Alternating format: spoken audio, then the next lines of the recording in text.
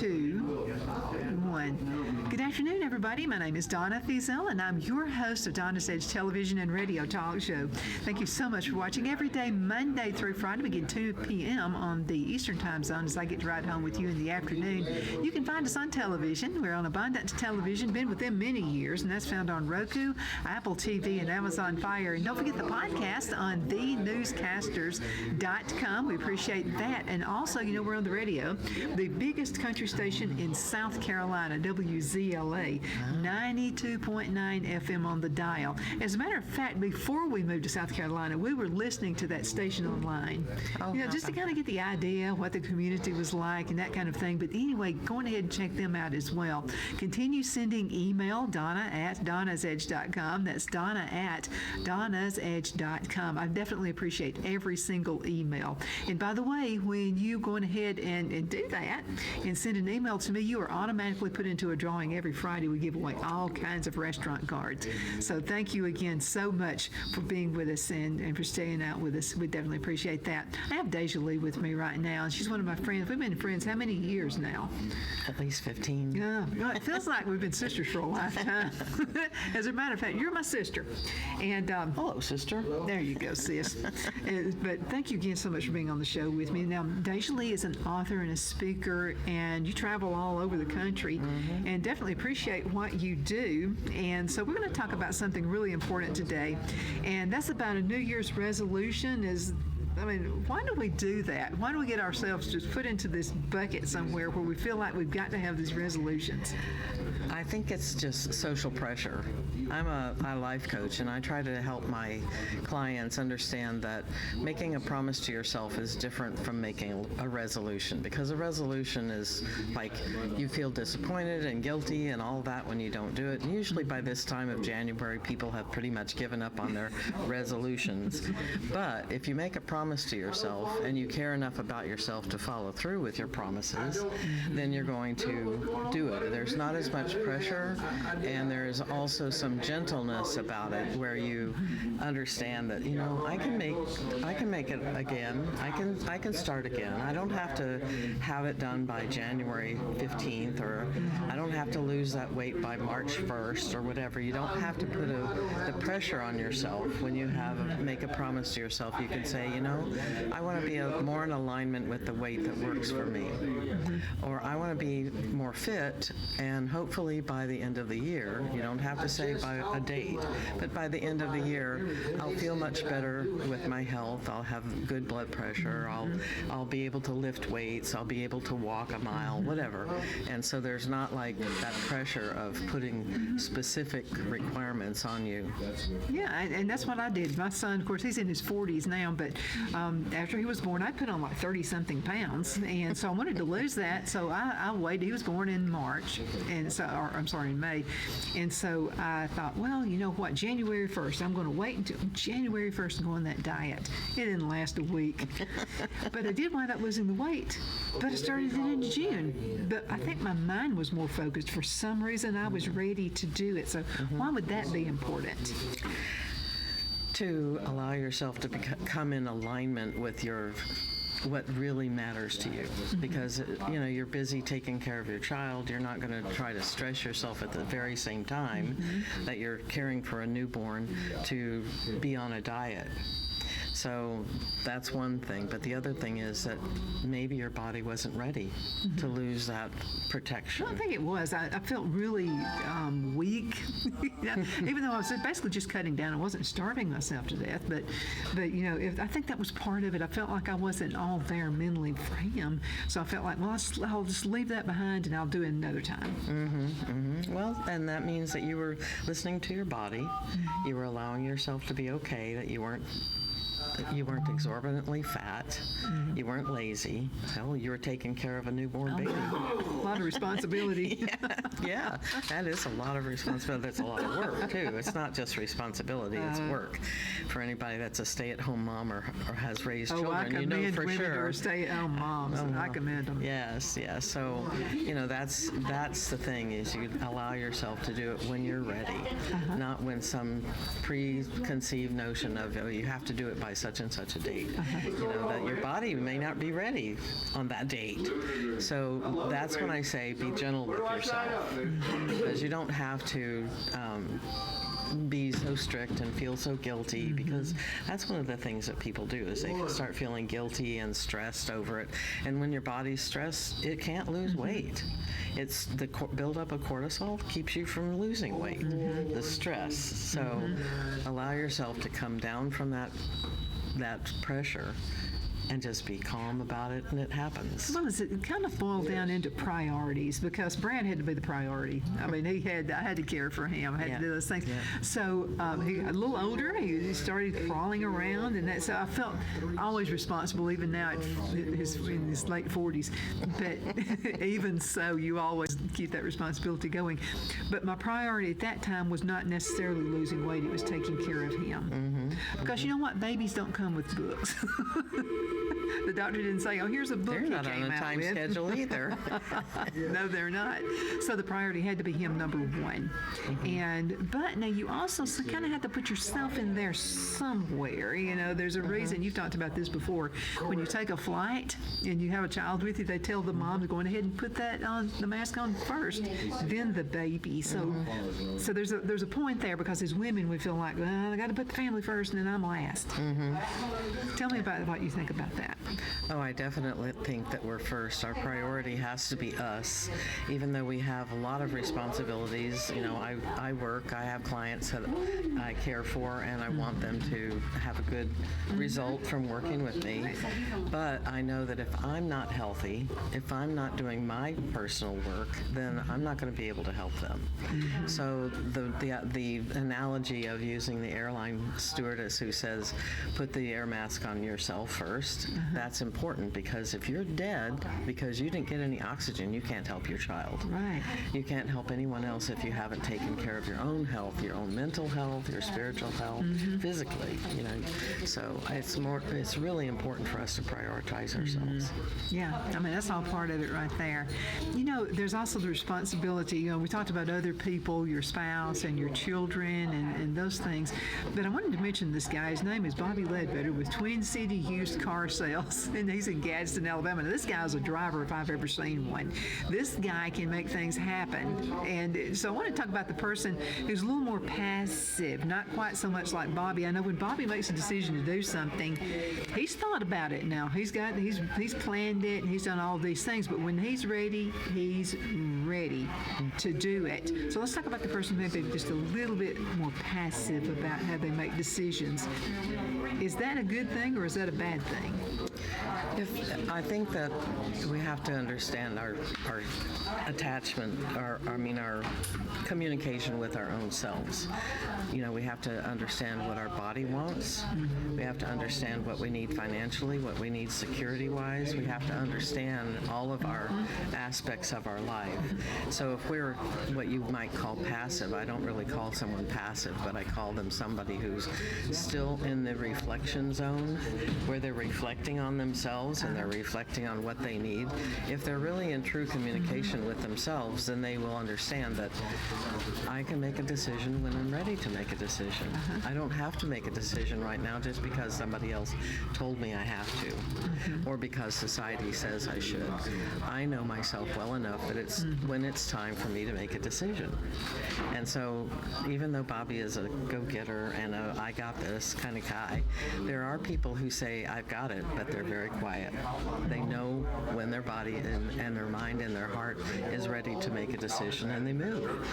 And, you know, so for me, it's like the world is made up of millions of different kinds of people, and each person has their own start set. In other words, you know when it's time to move toward that quote goal. For me, I don't consider them goals. I consider them visions of where they want to move to. Oh, I like that. Yeah. So it's kind of like if I have a vision of in a year, I want to be able to walk 3 miles. I might want to even get in a 5K run. I'm going to do all the little steps beforehand, but I'm not going to say I have to do this by this time. If I know that my vision is that I'm healthy enough to do that, then everything will fall into line. So I don't have to have a preconceived notion of when that has to be done. But I have the vision. Well, let's use this as an example, because sometimes there are steps you have to take to get to that point. But you have to know what those steps are. So how do you find out what those steps are?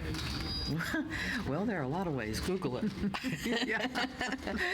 But for me, I know when my body says rest. I was so down on myself in the past for resting. But our bodies need time to recoup from every little piece of stress we have. I mean, we get inundated with the news, with the noise, with all kinds of chaos and all kinds of things that unknowingly will create stress in our body. Yeah. So if you're not in tune with your body, then you're going to go ahead and do, and then you're going to fall apart because you haven't met your goal, right? I haven't lost my 15 pounds, and then when you don't lose the 15 pounds, you get really upset with yourself and you stop that forward motion. Or go on a crash diet and get sicker. Yes, exactly. And so for me, it's kind of like, if I make it, okay, and if I don't, okay. I don't have to have that preconceived idea of where I have to be, when I have to be, and all that, because I'm more in tune with my body. And I try to help people understand that about themselves. That there's no, when I'm in a coaching session and somebody starts to cry and they say, oh, I'm bad for crying. And I said, no.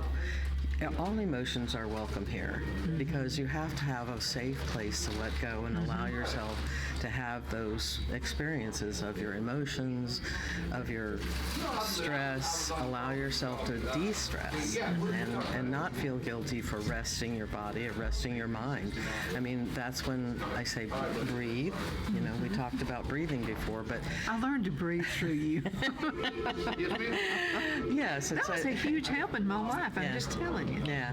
It's really important to learn how to breathe and how to sit still, and because a lot of people are so much in the process of move that they don't even understand that it's important to sit still, and then it's hard for them to do it. So you can take it in increments of a minute at a time. Every emotion passes through you at 90 seconds. It only lasts 90 seconds. It can be a crisis, and 90 seconds later, it's nothing.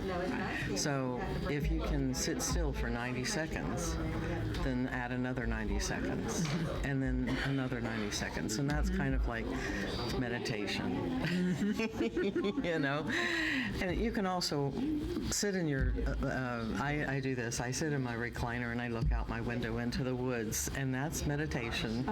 Anytime you're in nature, for sure, you're meditating, because your whole process not really shuts down, but it quiets and allows you to have that space of, oh, isn't this the most beautiful space I'm in right now?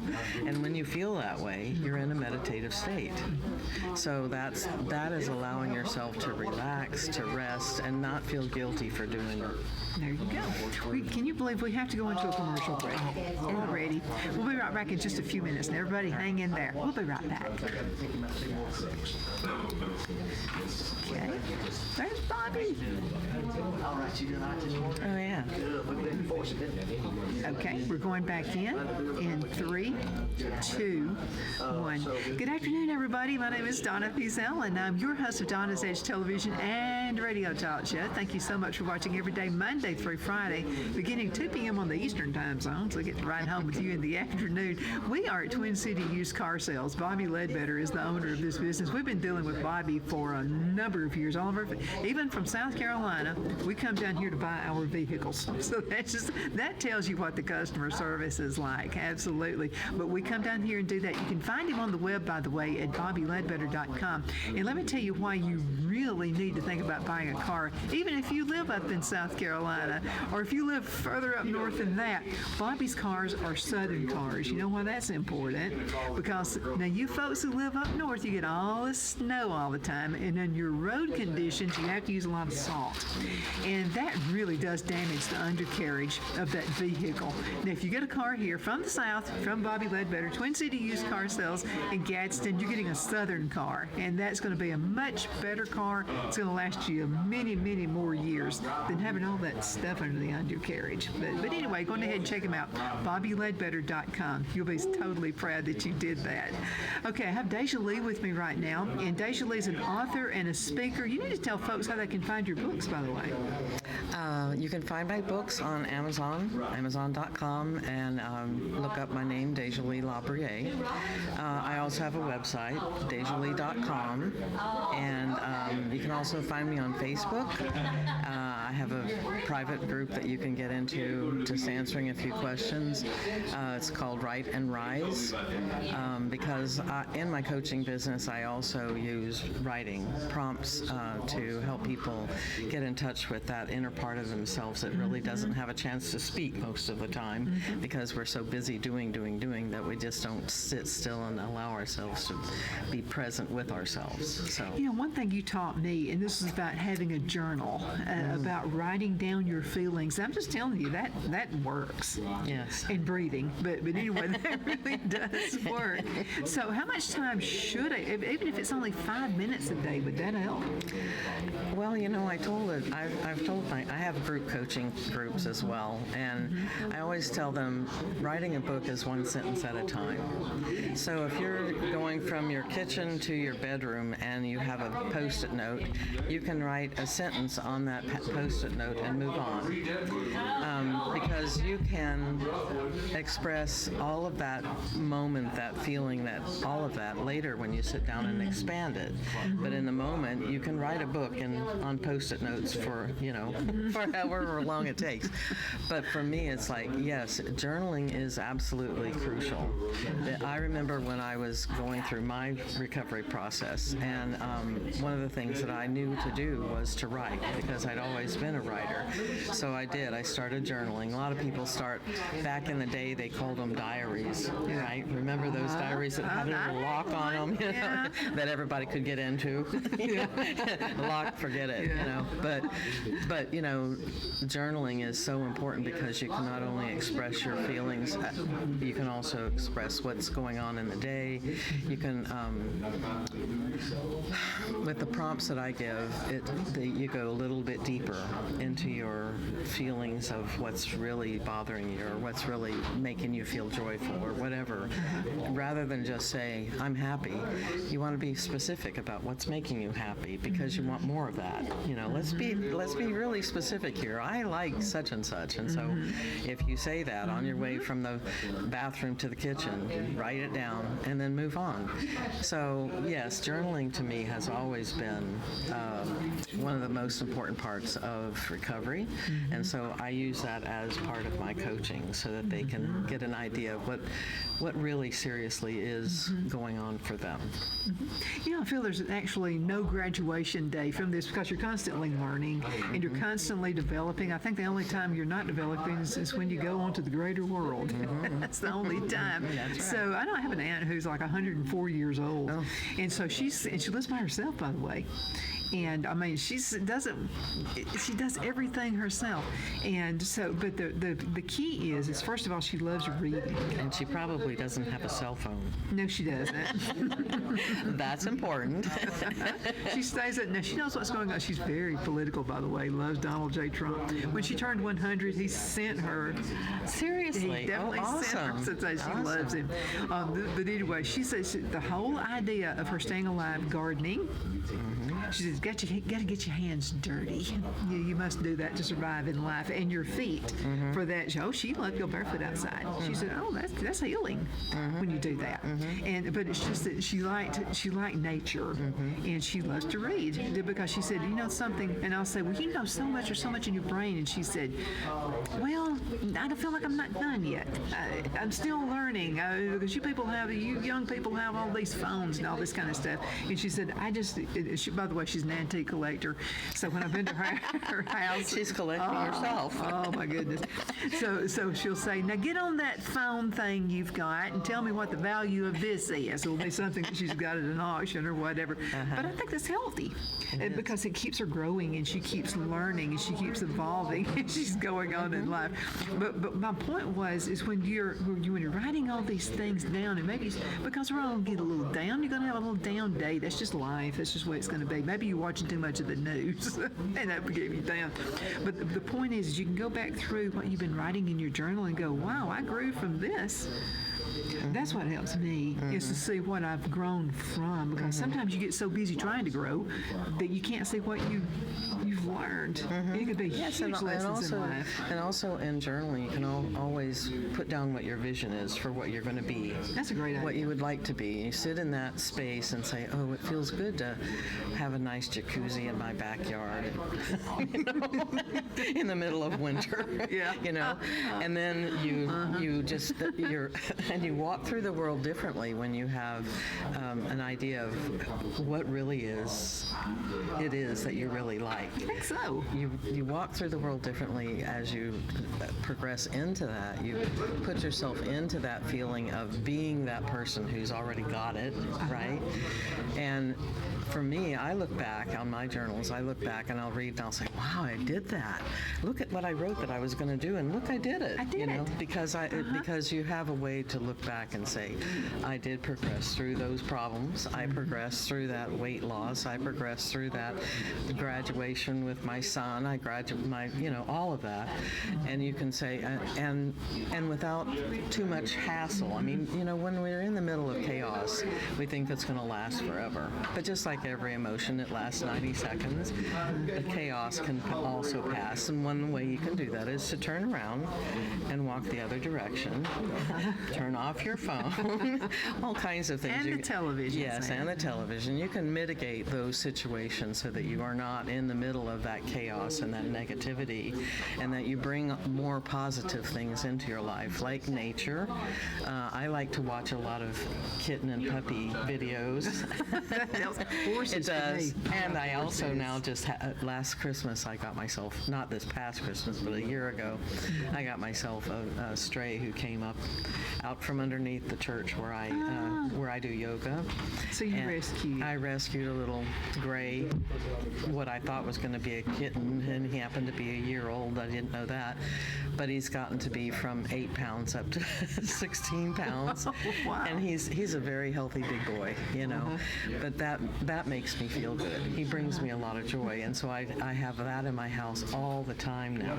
That little bit of joy just is like, yay, I've got that, And I think everybody has to find things that they get joy from. Like even if it's a picture of your son as a baby, keep it handy so you can look at it, or yourself.